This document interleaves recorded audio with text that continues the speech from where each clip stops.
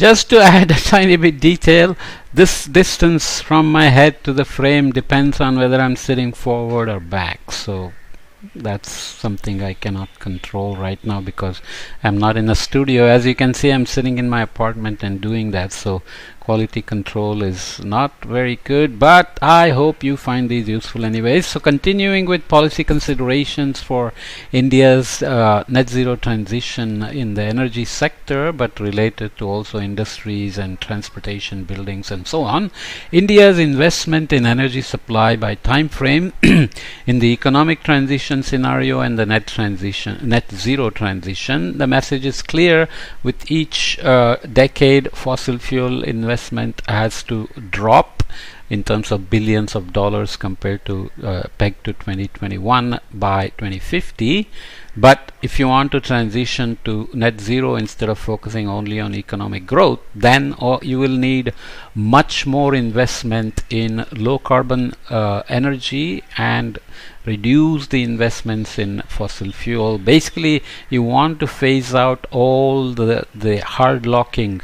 If you're producing internal combustion engines and you build new factories, you are locking into fossil fuel use. But from the energy side, even if you make it renewable energy for producing these things, you are still relying on fossil fuel. So they are all related to each other. So you have to phase out the lock-in to fossil fuel dependence, not only in energy but also in the use sectors like transportation, buildings, and what else did we have, right?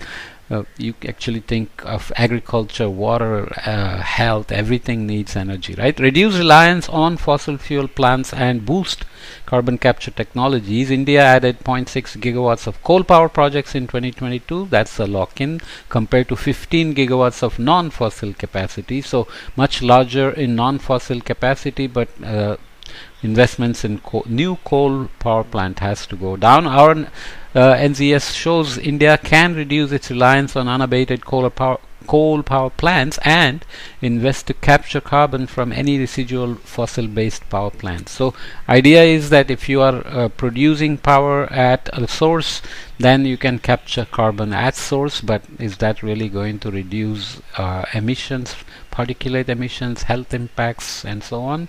Up to 114 gigawatt and 54 gigawatts of CCS paired coal and gas capacity helped decarbonize India's energy sector under our NZS out to 2050. Yet, despite this opportunity, carbon capture technologies have not seen significant policy support or development in India. So if the technology is available, then you need policy support, financing, or regulations to enforce companies, industries to do this, or you have to develop local technology as well to make it more economic and make it part of the economic growth. To accelerate the march towards net zero emissions, the country needs a CCS CCUS policy framework.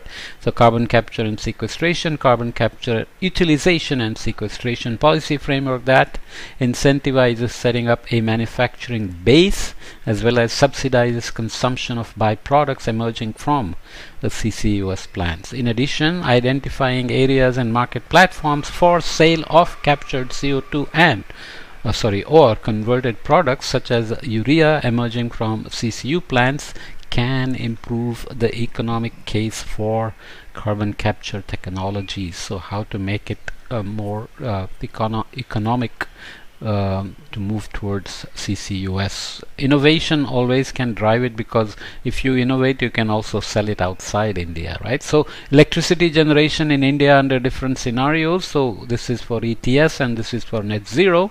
Obviously, if you look at coal, gas and oil, just excuse me, I have somebody at the door.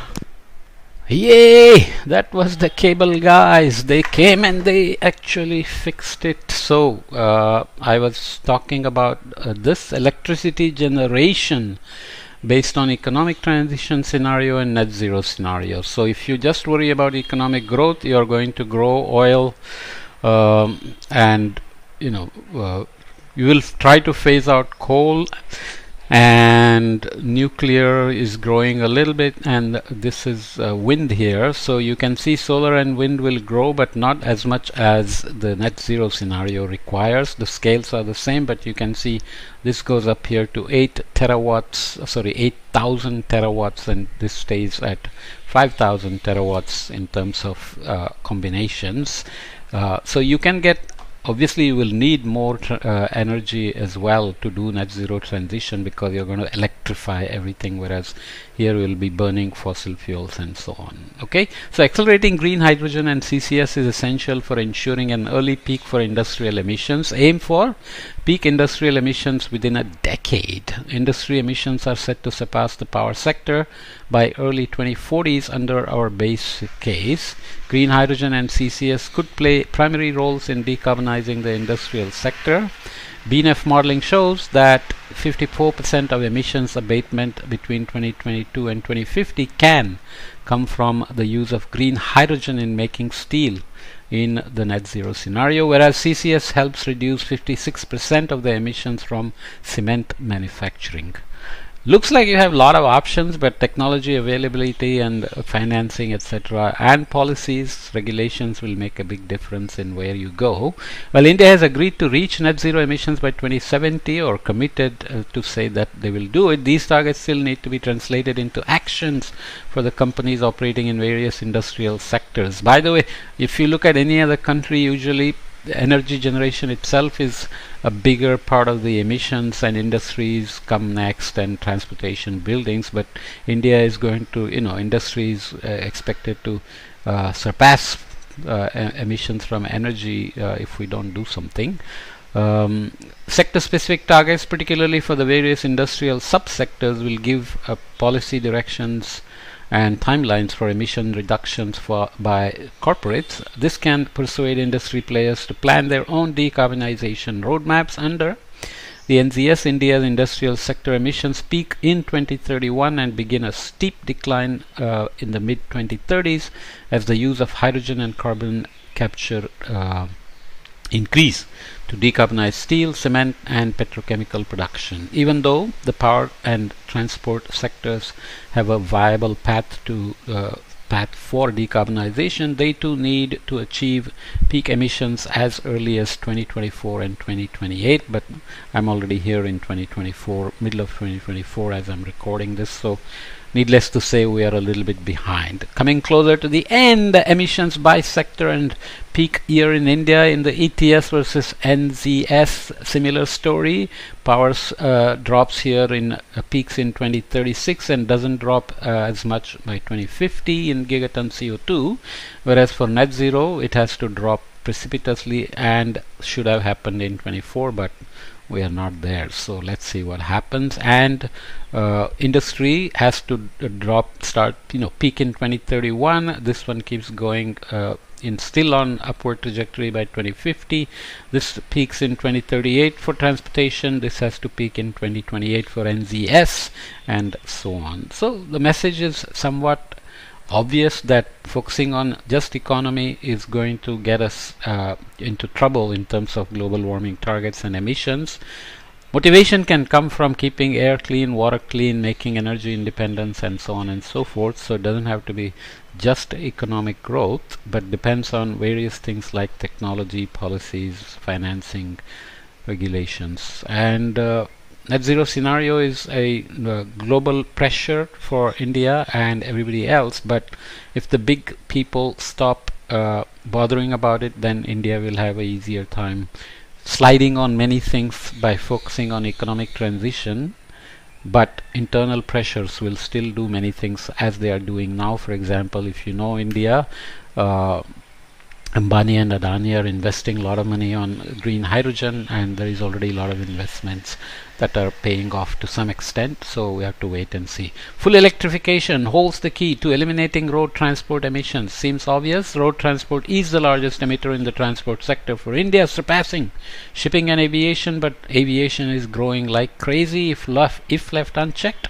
emissions could rise to nearly 600 million tons of CO2 by 2050 according to BNF modeling.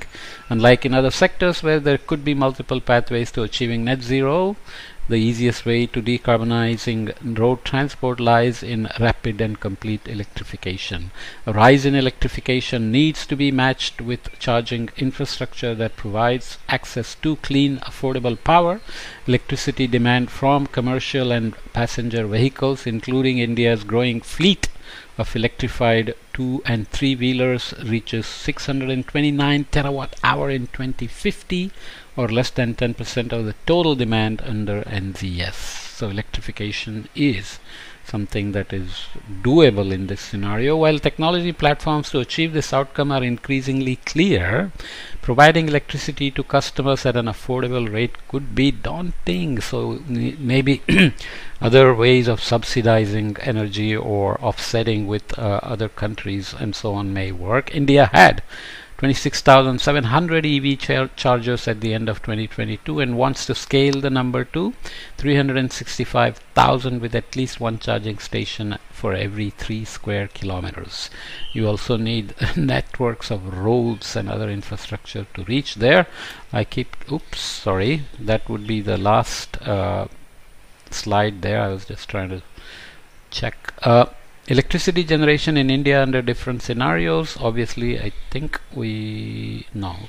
So under ETS and NZS, again, as we said, we need much more solar and wind. Why am I showing this again?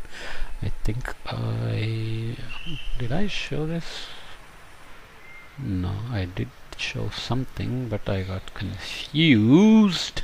Yeah, I misplaced the figure. I put it in the wrong place. So we have already looked at figure 9. So let's look at figure 11. Did I show 10? This was 10 we already looked at.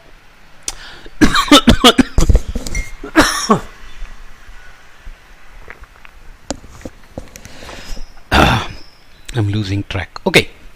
India's end-use CO2 emissions in transport subsectors. By type and technology, net zero scenarios, road, aviation and shipping.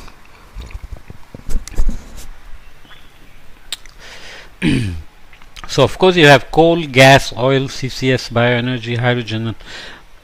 You also have electrification and efficiency and recycling that can bring down emissions, and fuel switching is there as well. So for road, what do you need for no transition will take you into la la land, which we don't want.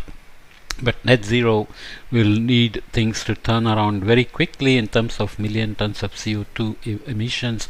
Road transportation has to start peaking very quickly. Aviation also, and shipping, which is the scales are very different, so you have to be careful here. Road is in hundreds, this is in tens, and this is in single digits, so you have to be careful about that. But the message is still the same: turn around, peak everything quickly and start drawing down.